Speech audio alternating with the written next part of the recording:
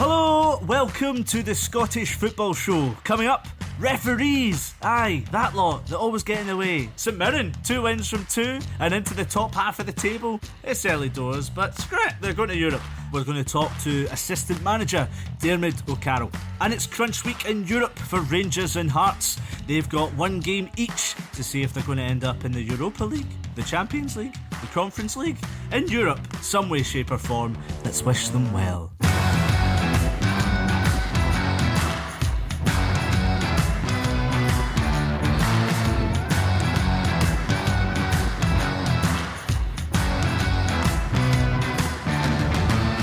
Yes, hello, I am your host, Andrew Slaven, and isn't it great to have my dulcet tones back on the show? Screw you, Grant, I'm not having you back on here ever again. No more food poisoning for me. I have got an iron stomach, and I will stay so. Joining me, Laura Brannan of West Ham United. Welcome back, Laura. I will have you back on the show.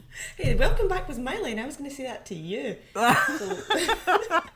We're very happy to have you back. I've been nowhere. My stomach's been absolutely fine. Yeah, I should calm down a little bit. Grant did a good job last week. My seat is on a sugary nail, should we say. Findlay Marks, filmmaker and editor and good round bloke. Hello, Finn. Hello. If you could see what I look like in real life, good round bloke is probably a fairly accurate way of describing my physique, which is very similar to a burst couch. So. And also off record, I hear you've got some Eric Ten Hag about yourself.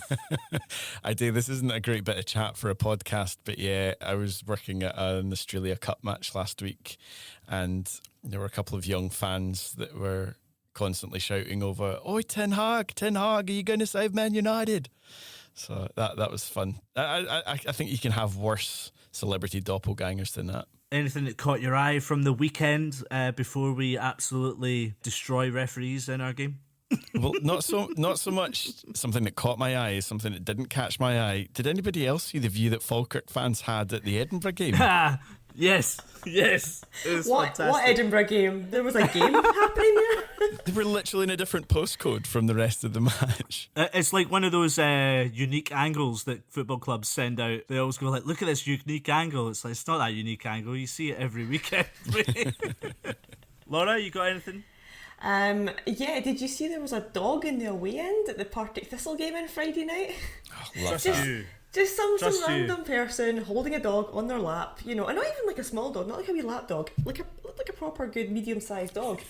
That is my kind, like at Partick Thistle. If you're letting dogs in to games now just to watch the football, I'm all for that. You've won me over. I'll be there, and I will get a dog so I can go to your games. The English National League used to do a non-league dog of the week. Not too long ago. I don't know if they still do. Very good Instagram account to follow. Just random dogs watching football games. Fit by Dogs. That'll be my next podcast. Anyway, we should get stuck into the weekend roundup. Ewan's back on his feet. Chabraya returns it. Here's Campbell. Oh, Josh Campbell comes up with an equaliser. Hibs leave it late yet again to save their day, and the 9 men of Rangers buckle in the end. It's 2-2. It's another extraordinary finish at Easter Road. Yeah, let's get stuck into what happened at the weekend, because it's safe to say everyone's talking about it. But I'll start with to say 12 goals, but 6 red cards in the Premiership. Yeah. Plenty of controversial refereeing decisions, and it all started at Hibernian. 2-2 that ended against Rangers, but it was marred by refereeing decisions. The goals were good, to be fair. Let's talk about them first. What do you think? Firstly, Tom Lawrence's goal. Bloody hell, what an attack this was. Absolutely. Down the left, Barisic's cross into the box was delicious. Lovely finish. Would have been the goal of the game. But then Josh Campbell, in stoppage time, what an equaliser. Fantastic, what a strike. And it's just a shame that such a beautiful moment has been completely overshadowed by all the refereeing decisions. Yeah, I think if we focus really on the red cards, I know there were other incidents in this game, but we need a much longer podcast if we're going to be going through each and individual one. I think we're all as well as everyone in Scottish football, in agreement that the John Lundstram one is utter bananas. Just bizarre. Yeah, Finn, you can fire in on this one. Obviously, we're not qualified referees. Most of us watching football aren't. But we watch so much football that we are pretty good, even watching our own teams, of trying to be as unbiased as possible and trying to call a decision as well as we can. But I can't see any rationale in that ever being anything more than a yellow card. We see that for every single match. We even saw it earlier in that match. Ewan Henderson did the exact same thing in the first half and got a yellow card for it. And I think that's the most galling thing, you know, not just if you're a Rangers fan watching this game, but in so many of the games across Scottish football, it's really disappointing because, you know, ourselves as a podcast, we try to make a conscious decision not to have to talk about officiating and things that referees or lines people do during the games. We try really hard not to do that, but when it's not actually being acted out according to the laws of the game, and even us, as I was saying earlier, is people that aren't qualified referees, like we know these rules intimately. I can't see any reason how that can't not be a yellow card. And the thing is, they'll appeal it, Rangers will appeal it, and it'll get overturned. I'm fairly confident of that, but the damages are already been done. Yeah, I understand what you're saying, Finn. I mean, a few things that I would say is that, yeah, we have the benefit of the doubt of cameras and the angles. And when you're in the referee's position, it is a lot harder. Now, the only sort of justification I can give is the positioning of Willie Collum. Now, I don't think that he's in a wrong position. Again, like you said, I'm not a qualified referee, but the difference between Ewan Henderson's, which was before the Lundstram incident, which makes it harder for I suppose, particularly Rangers fans to digest, is that Lundstram's leg is quite high. So Collum's angle, he might think that there's more of an egregious intent to... Now, I disagree with this, but I'm just trying to get into Willie Collum's head, which is a difficult thing to do. That's a dangerous thing to try and do. It's a high leg. Now, it's not an aggressive tackle in any way, and it's not a red card. But this is where it's a wonderful advert for VAR, and we should have this, and that would have completely ruled out the situation. Collum would have given the red card. The referee, whatever they may be in Hampden or whatever it is, they would have been in Willie Collum's ear and said, you need to look at this again. We don't think it's a red card. Just to be pointed, I don't think it was Henderson that was the foul you're comparing it to. It was Jake Doyle-Hayes. You're right, Laura. Sorry. Yeah. Sorry, Ewan. But yeah, in all fairness to Jake Doyle-Hayes, that also wasn't a red card, and I think his booking was the only thing that Willie Collum actually got right in this game. You can break it up into all sorts. Like, I mean, personally speaking, going through them, I don't think. I think Hibs should have got a penalty. I don't think Rangers' penalty was in fact a penalty. I don't think Rangers should have got 2 red cards. That's interesting. There's just so much that went wrong when it comes to the refereeing in this game. Finn, let's take us back to the Morelos red card in this incident as well. Because, okay, down to 9 men, still a point. We're 9 men. Talk to us about this decision and what you make of it.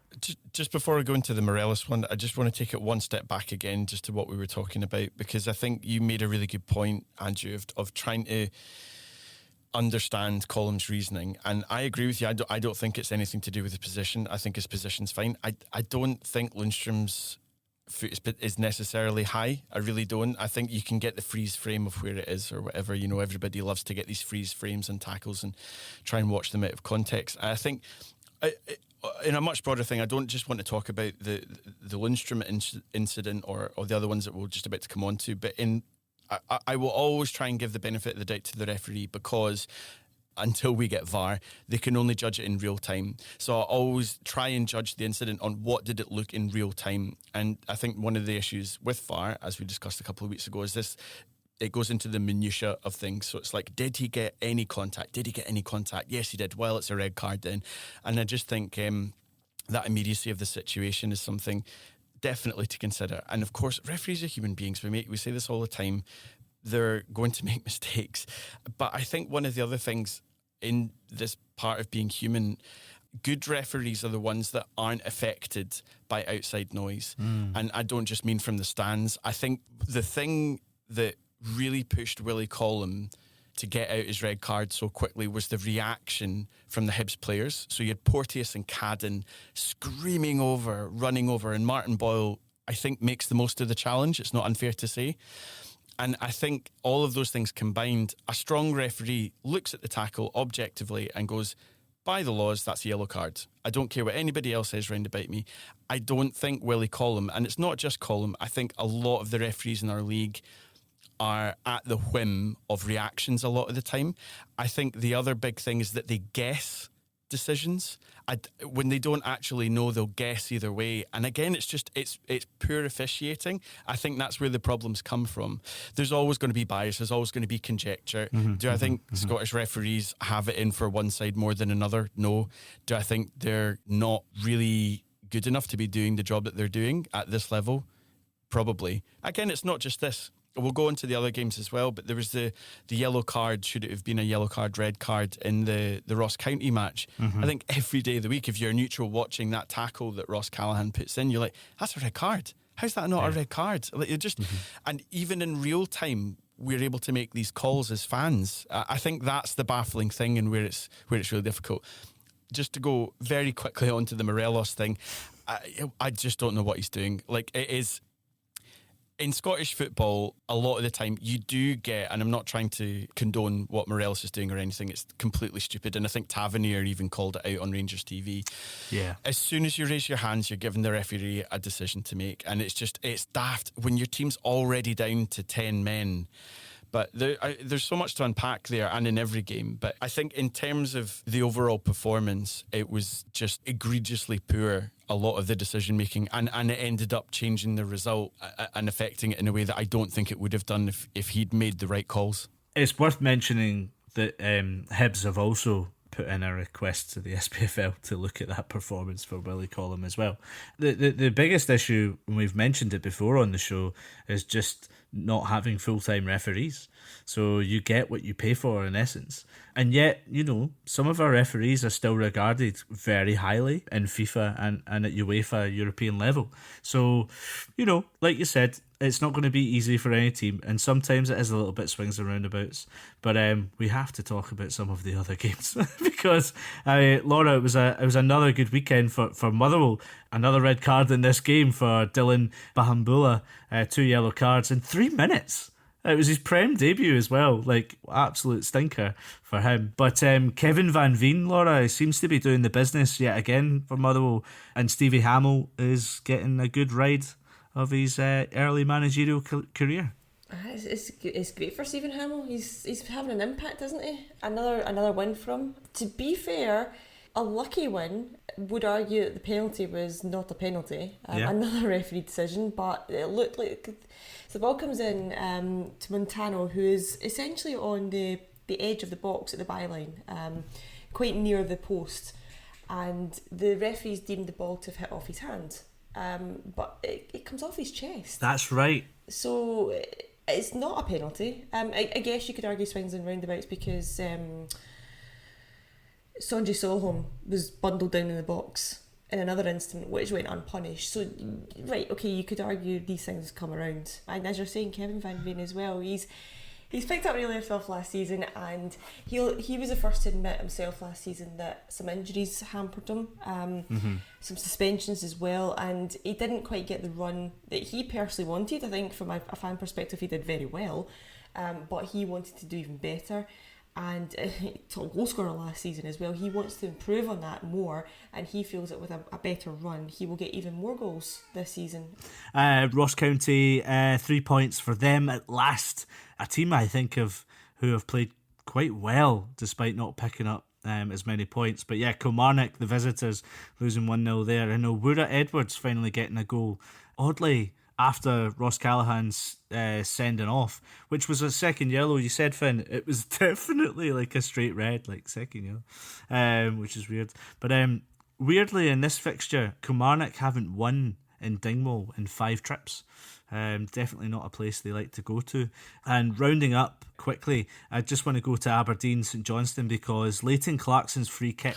It's his second in 3 games. He's 18 years old, on loan from Liverpool. I mean, this guy's like, I don't know, like, I've not seen enough of him live, but he certainly can impact games. My goodness, what a strike this is.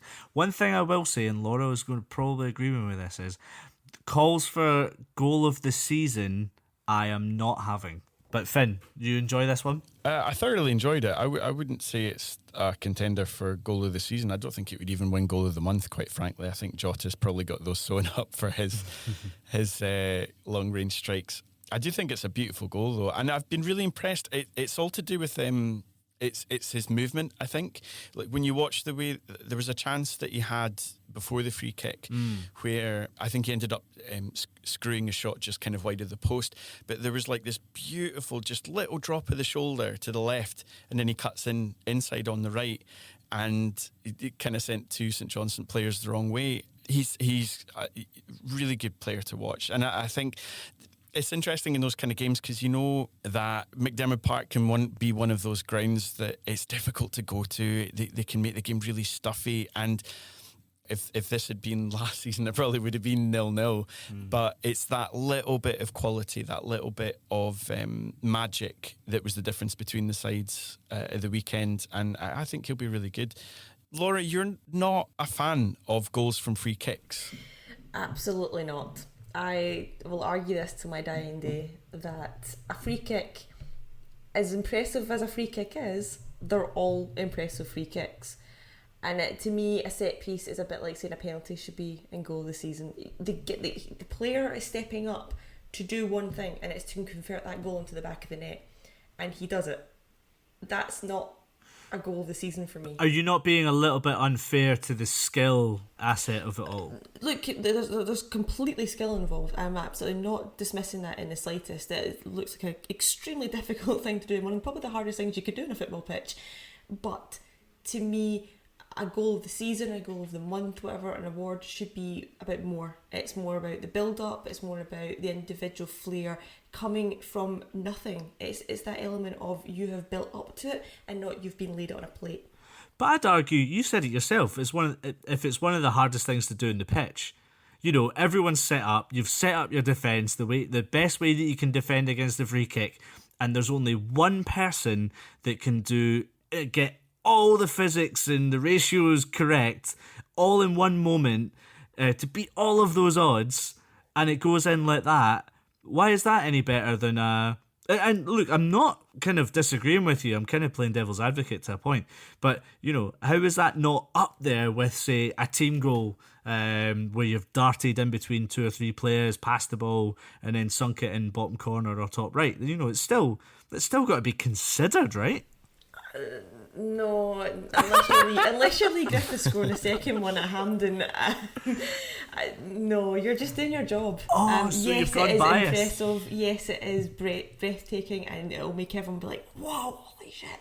But no, you're just doing your job, mate. Just to cut in, from a statistical point of view, it's not the same as a penalty. The XG from a penalty on average is about 0.76.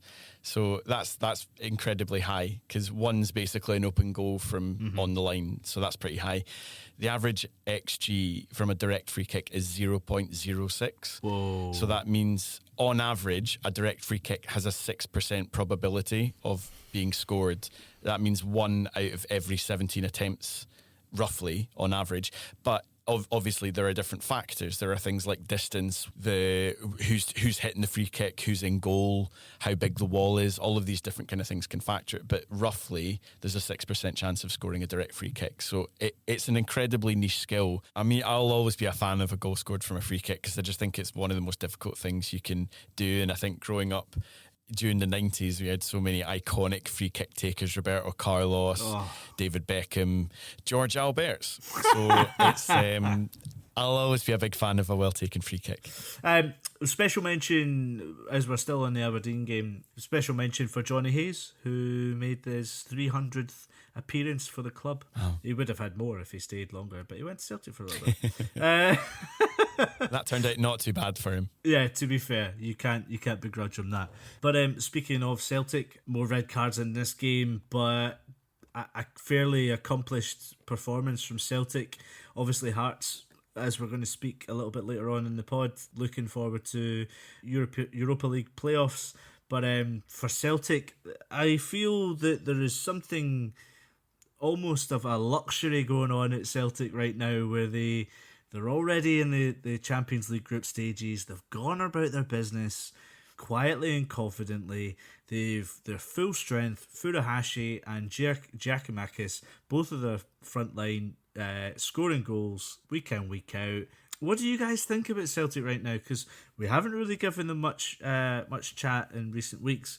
But this is the thing, and this is what I'm trying to say. It's quiet confidence, don't you agree, Finn? Absolutely. I think they've kind of not really looked back since the break last season. I think they're very clinical. They know exactly what they're doing. They're so well drilled under Postecoglou now. They know exactly what the system is. All the players know how they're supposed to be playing. And I think also that success breeds success. I think teams are really scared going into matches with Celtic now. Because Postecoglou had such a big job at the start of last season, I don't think it's a surprise that there were a few results that kind of didn't go their way in the first couple of months of last season. But once they found that sweet spot, once they felt like they got that starting 11 and they were able to get the reinforcements in January as well, there's players like Maeda. I've watched in a few games and I see a lot of industry. Like, he works really hard, he presses really hard, and at times I haven't seen an awful lot of quality, but you can't argue with his numbers. Like, they're incredible. He's assisting every other week, and I think, you know, when a squad's playing well in that kind of function, obviously you've got the quality of players like Furuhashi up front, and Giacomakis seems to have found his scoring boots eventually as well. Jota contributing goals from midfield. I think even the defenders have got quite a few goals this season. Yeah, they look like a pretty formidable force. I mean, it's one of those things of doing your business kind of in the background of the headlines going to Rangers and Dundee United, Motherwell and even Hearts. But Laura, you know, new signings coming in. Do you think they really could run away with it early doors this season? Because predominantly when you look back at Postecoglou's previous clubs, he tends to do even better in his second seasons. Yeah, this sort of quiet confidence and professionalism that we're talking about, it actually kind of reminds me of Rangers in previous years, where kind of when Celtic were kind of hitting the rocks, like under the end of Neil Lennon's time, again the second time round, before Postecoglou came in. That sort of quiet, just getting about your business, not making a fuss. It feels like the tables have turned, especially after the weekend with everything that happened. It kind of feels like the disarray is now on the other side of Glasgow again. There is that kind of fear that Celtic just get far too strong, and they do run away with it, which I don't think. I don't think anyone in a neutral perspective wants to see that. Unless you're a Celtic fan, you don't want to see Celtic run away with the league, or anyone for that matter running away with the league, especially early on. What I would think though is when the Champions League does start up, Celtic have had quite an easy ride up until now. They've not had the League Cup to play, they've not had any European qualifiers to play. All their focus has been purely on the start of the league season. So you can kind of understand why they've started so strongly in that sense. When the Champions League does start up, their focus will shift. They're going to be playing Tuesday, Wednesdays, then Saturdays, quite a lot. There will be midweek league cards in there as well somewhere. So it might start to see a kind of more even keel, and things might kind of start to restore themselves as the season goes on, and hopefully kind of when the winter, the kind of late autumn winter kind of kicks in, you might see it getting tighter instead of Celtic running away with it. Yeah, I mean, looking at the other leagues, there is actually only one other team in the SPFL that can match Celtic's 100% record in the new season. That's League Two's Dumbarton. They won their 4th game on the trot, 3-1 on Saturday at Ochilview against Stenhousemuir. So Dumbarton fans, who knows, could be going up again. And just another one from me, Queen of the South, going to Peterhead, and weirdly what was the first ever league meeting. Was it? Wow. Yeah, it's weird that, isn't it? Kudos to SPL Stats for that one again. But 4-1, a comfortable win for my wonderful Queen of the South.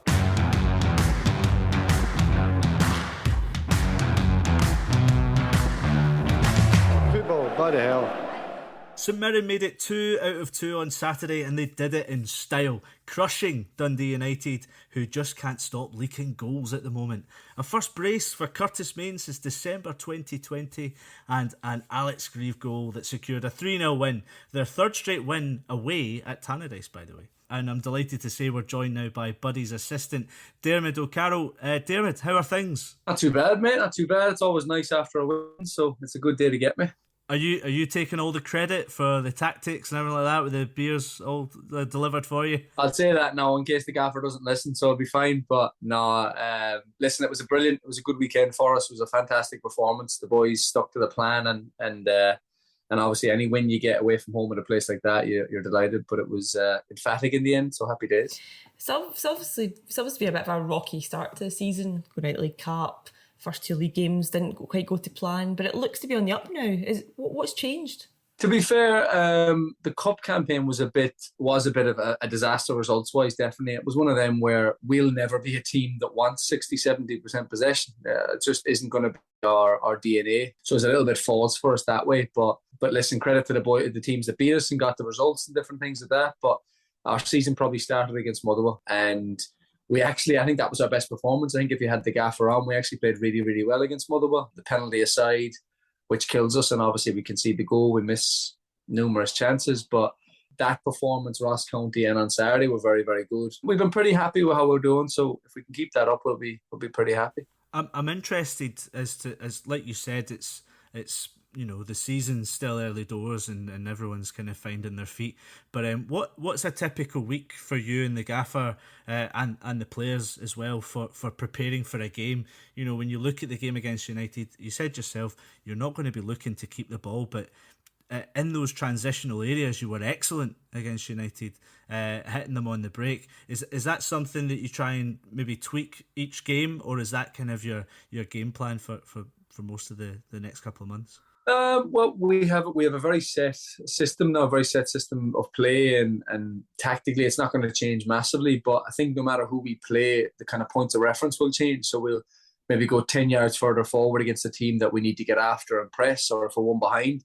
While if we play maybe an old firm team or away from home at one of the big ones, we might be 5-10 yards deeper. But generally the principles of our press and how we play and how we look to build a game will be the same. It's just obviously sometimes you'll find yourself with maybe 45-50% possession, but then sometimes in the tougher games and at the bigger grounds away from home, it might drop down a little bit. So from early in the week, we had pinpointed certain things that we felt we could hurt them in terms of with the likes of Jonah Young's pace and our legs in midfield with Mark O'Hara, Bacchus, even Kilty as well. We knew that we'd be a threat on transition. So luckily it worked out that way. What you're saying there, all your preparations, does it give you that added bonus bringing in the likes of Alex Gogic, who knows the club, knows you guys very well? Just it changes, the way that you can plan week by week, having someone who's a little bit different. Yeah, listen, bringing in Gaga is one that we had targeted even when we'd been in the club for a short period of time. We actually liked him when he was at Hibs. We tried to get him when he was at Hibs. I know the gaffer tried to get him at Motherwell previously as well. So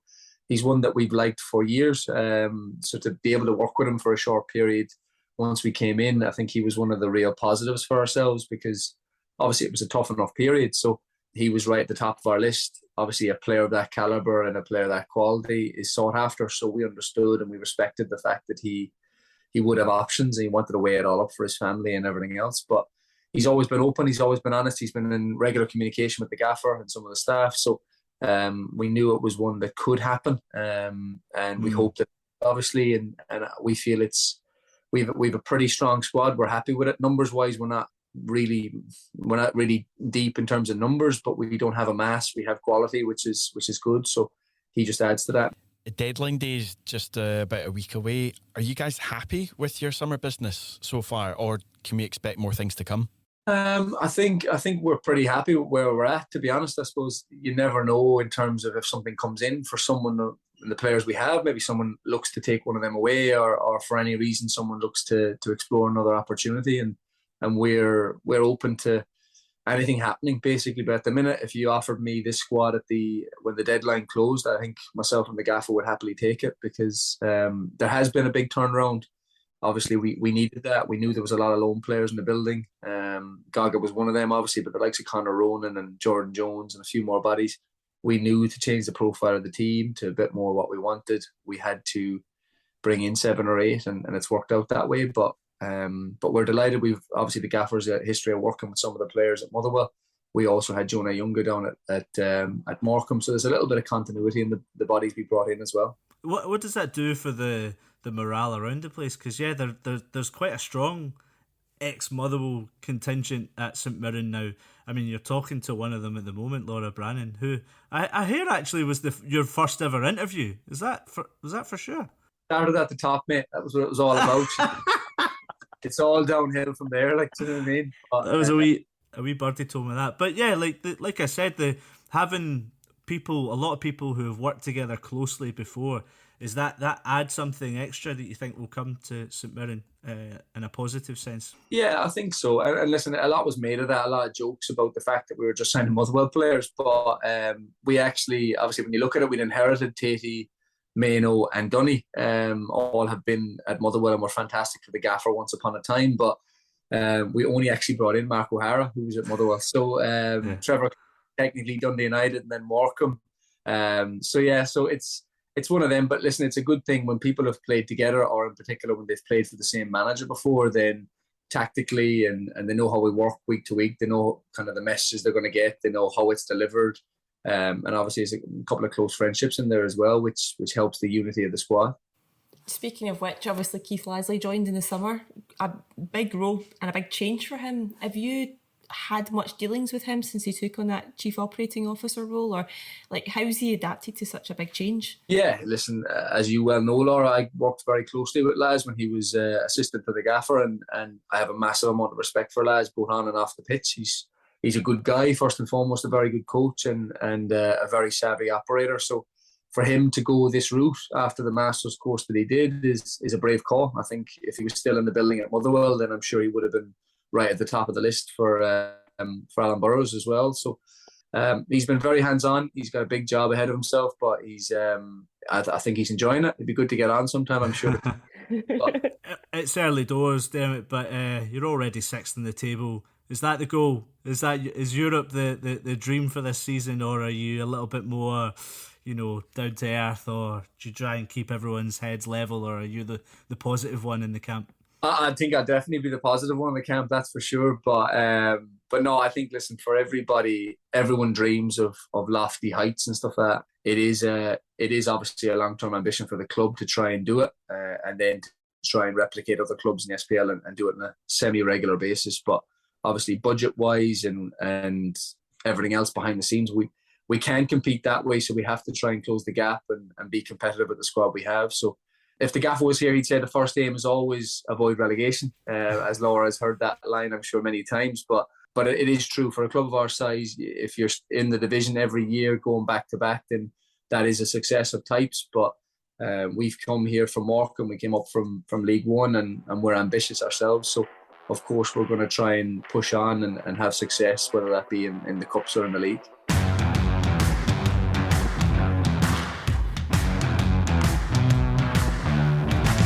The dogs bark and the caravan passes. The caravan keeps moving. The caravan keeps going. Sticking with the Buddies for now, they've confirmed they'll no longer be reshuffling their own fans when Celtic and Rangers come to town, and instead will continue to take residence in all 3 stands for every home game this season. Typically, some of the smaller clubs in the top division give an extended away allocation to the likes of Celtic and Rangers in an attempt to make more money. You can't really blame them of that, but that's not going to happen in Paisley anymore. Laura, I'll take this to you straight away, because I mean, it's easy enough to ask right away. St Mirren, are they right to turn down the cash for this kind of initiative? I think the angle of this is being misconstrued in the press. Let's just be clear on something here. This isn't a bizarre stance, as some headlines are saying. It's not a farce. This isn't a lockout.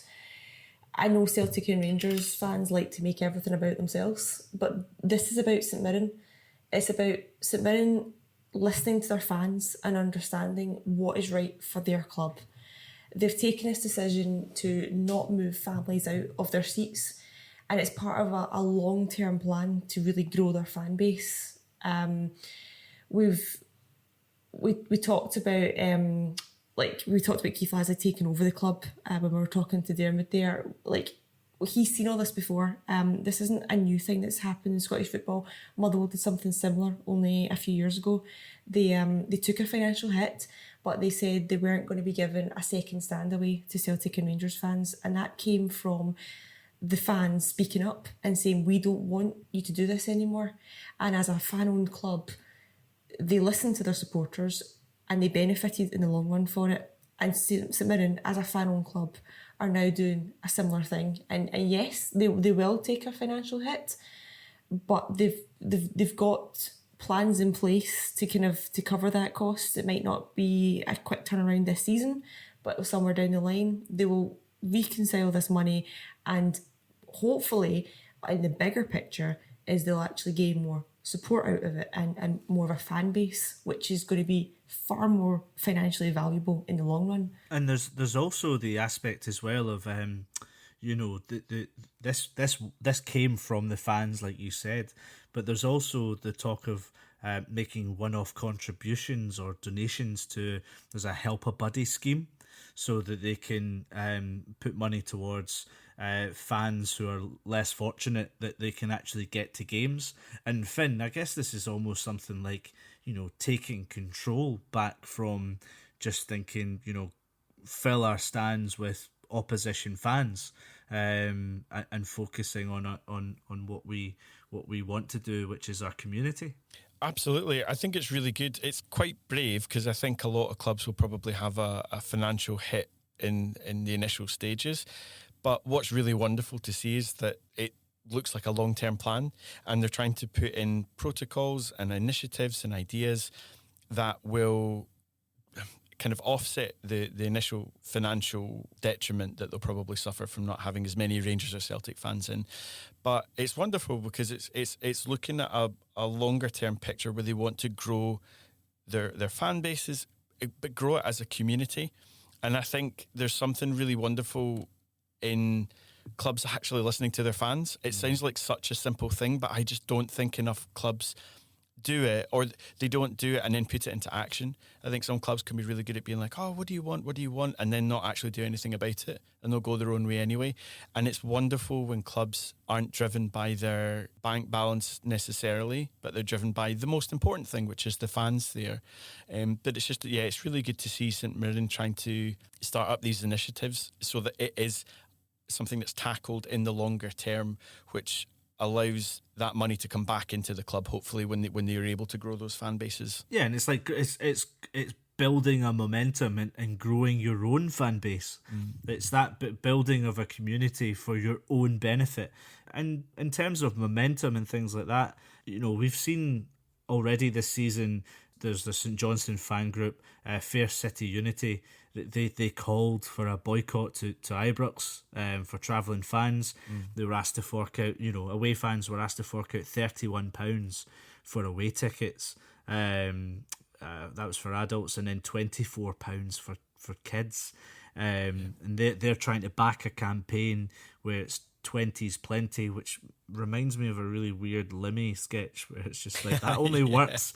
That only works if you're like Liverpudlian, and 20's plenty. Anyway, that's besides the point. We are in a cost of living crisis, and we're a football podcast, but when a lot of these clubs are so ingrained in their local communities, it's nice to see this idea of taking back control. I've seen like newspaper articles are kind of saying, oh, they're telling their fans they have to pay £30 to subsidise the cost and fill this financial gap. That's not true. They're asking fans if they want to make a donation to help out. As a fan-owned club, that's completely normal. They literally own the club, so it's asking them, do you want to give us a wee boost?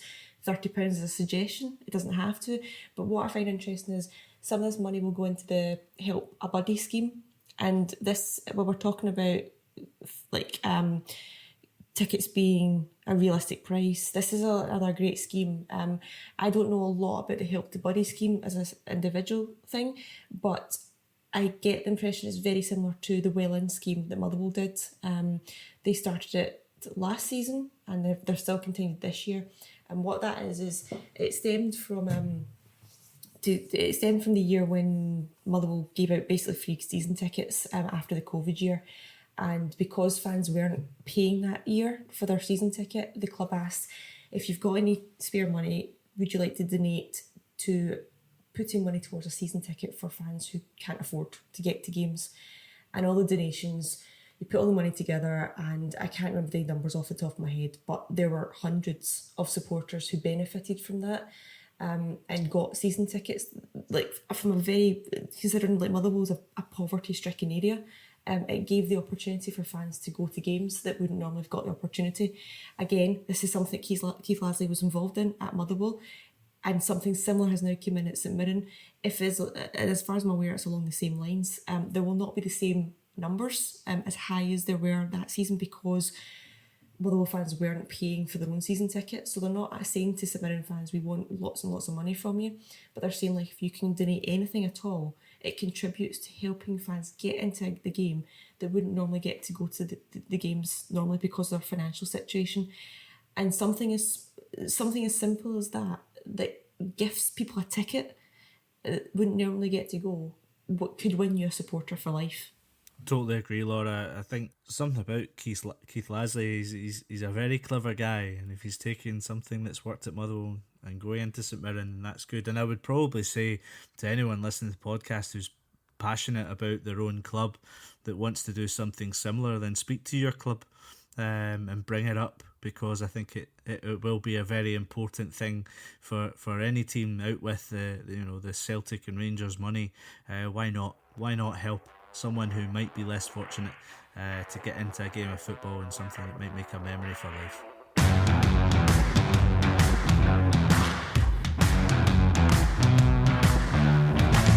Regrets? No, it's good laugh on it. So I didn't find it funny.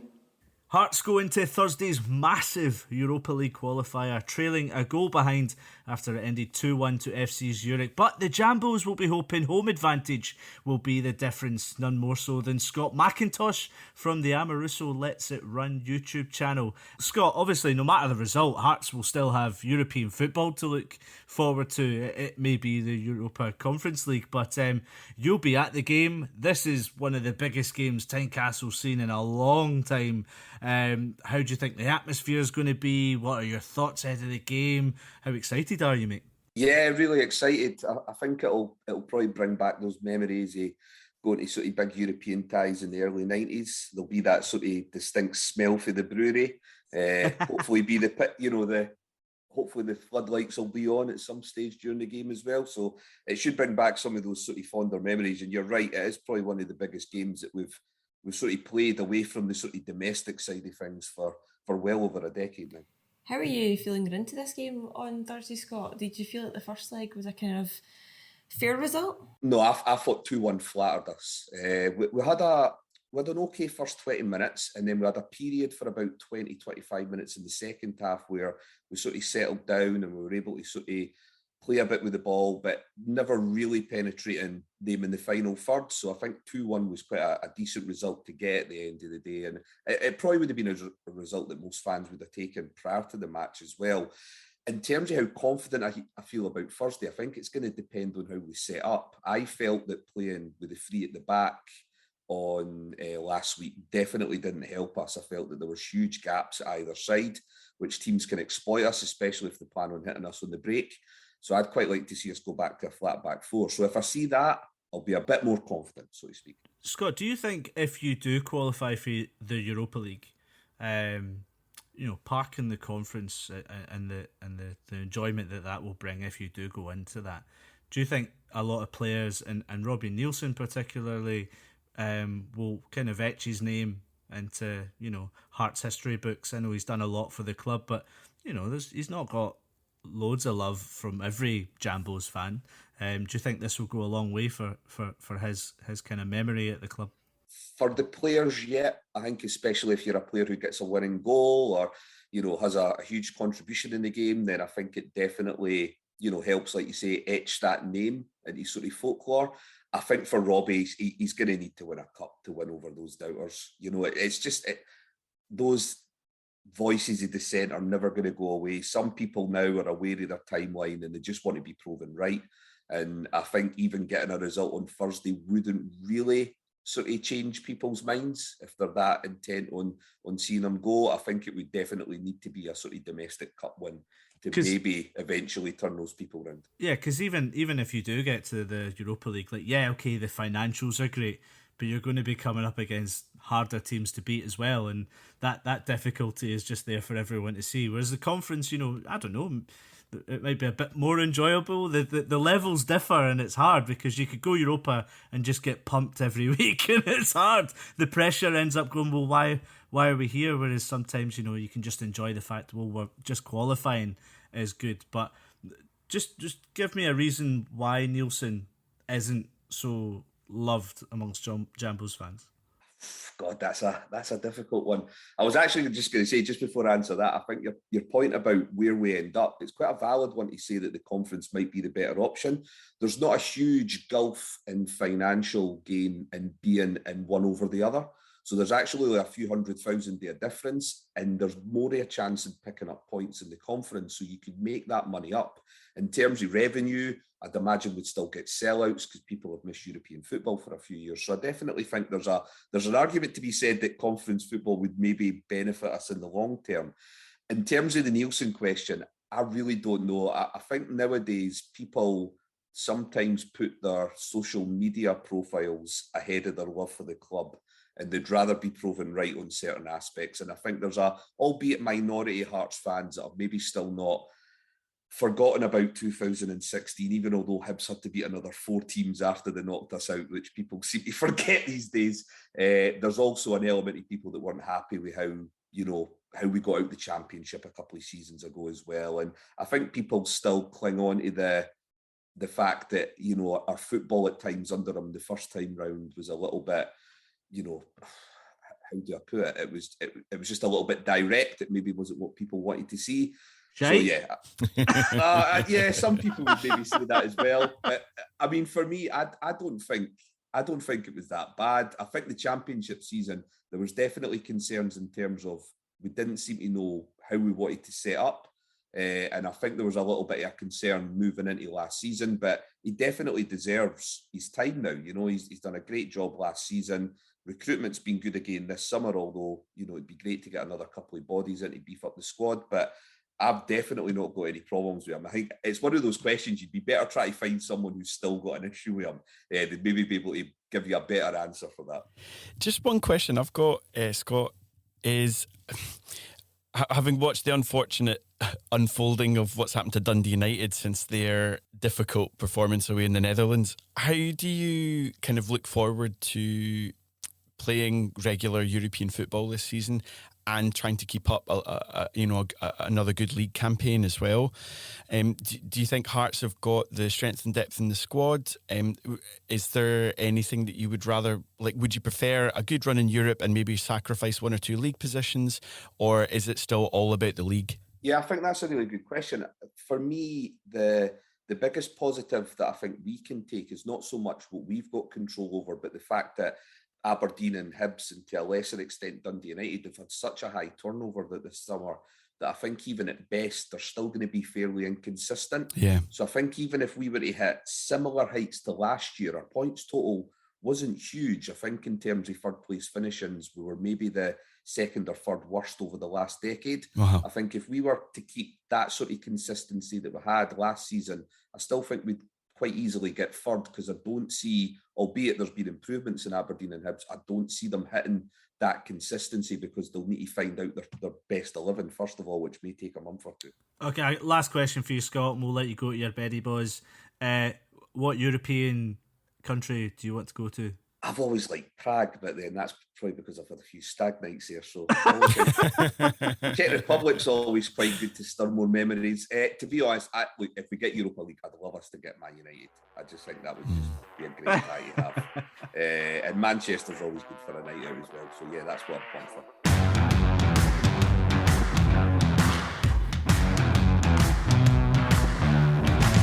You think I'm going to answer a stupid question like that? Well, we've heard from Scott McIntosh. He's obviously very excited and quietly confident.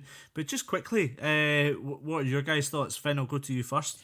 I've actually got a bit of a sneaking suspicion Hearts could do it. I think they'll need to be... Have you? Yeah, I think they'll need to be at the top of their game, and I think they'll need things to go for them on the night. But I just think Tynecastle, that atmosphere, I'd said last week, if they can just stay in the tie, as always, such a cliche, but the first goal's crucial. So I think if Hearts can get a goal, Tynecastle's on their side. Zurich's form's been patchy so far at the start of the season. I think Hearts have got a chance. Well, Laura, are you going to put Scott and his mates up in London if they draw West Ham on Friday, if they qualify? Are you implying that I'll be supporting Hearts in those games?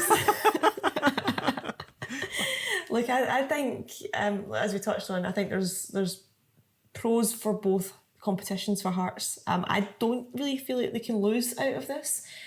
Getting into the Europa League, absolutely fantastic. Wonderful for Scottish football, wonderful in terms of finances as well, and just general prestige overall. But dropping into the Conference League, I don't think it's anything to cry over. They'll play much more realistic ties, have much more chance of actually pulling off good results. And either way, the fans are going to absolutely love it, and Tynecastle is going to be fantastic. Absolutely, obviously with the sadness of losing Motherwell and Dundee United in those qualifiers, it's still great to see. Three Scottish teams are definitely going to be in European football until Christmas, because obviously there's another big game going on in Holland. Rangers travel to PSV, where what an enthralling game the first leg was at Ibrox. 2-2 it ended, and Finn, I suppose I'll come to you with what you think may kind of happen in this game, because one thing I will say is Rangers only have one away European win in their last 11 games, which was Dortmund. They've lost their last 4 away, and they've failed to score in their last 3, whereas PSV progressed in 8 of their last 10 European ties that started with a draw away from home. Yeah, I think it's definitely in PSV's favour. It's a bit of a cauldron to go to in Eindhoven. It's an amazing stadium with an amazing support. I think Rangers will have to go some. I don't think it requires a miracle to get through, but I think they have to achieve performance levels that I don't think we've seen from them at all so far this season. If I'm being honest, I'm not particularly confident that they'll go through. I think if they'd been heading over there with a 2-1 lead, they'd maybe be in with more of a shout. But just in terms of statistics, Rangers haven't won an away game in the Champions League, including qualifiers, since October 2007. And that was a 3-0 away win at Lyon. And in that time, that's 12 matches, that's 5 draws and 7 defeats. I think it's stacked against them. Yeah, but these things, I mean, I started linking into this with some stats myself, but these all have to end. And you said yourself, you're going to have to see performance levels that maybe Rangers fans haven't seen yet. I was working the game, and I think that's the best game that Rangers have actually played this season, up against top opposition, and they matched them. If not, were the better team on the night. Okay, home advantage counts, but one goal, and I don't know how fervent their fans are, but if you can turn the crowd, that's the difference maker. Put the fans on edge. But Laura, your thoughts? Yeah, I mean, you're saying Rangers haven't won an away game in the Champions League since 2007, but I mean, how many times have Rangers played in the Champions League since 2007? These things are all subjective to the actual context of things. Of course. Rangers haven't played a lot of Champions League games since then. I mean, you can say they've not scored a goal in 20,000 days in the Champions League, because that's how long it's been since they last kicked a ball in the Champions League. So stats are like this, you know.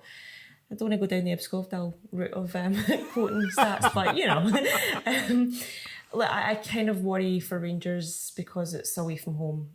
We all know how good Ibrox is on a European night, and without the crowd there to pull them over the line, it might be a task just too far for them. And I fear that them dropping into the Europa League might feel like an anticlimax after everything that happened last season, because it would be a case of, well, how do we better last season?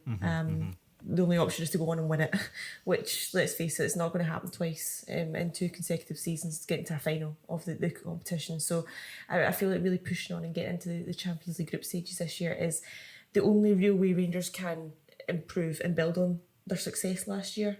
So I kind of feel there's disappointment ahead for Rangers. But as a Scottish football fan, obviously don't want that to happen. Always as positive as ever there, Laura. A typical dour Scot in London. My goodness. I want them all to win. I want them all to qualify, and I'm just gutted because I'm going to miss both games because I'm away on West Ham travels in Denmark. Well, there you go.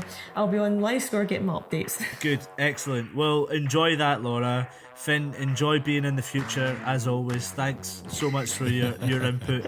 Thanks to St Mirren assistant Diarmuid O'Carroll and to Scott McIntosh. I hope he enjoys the game on Thursday.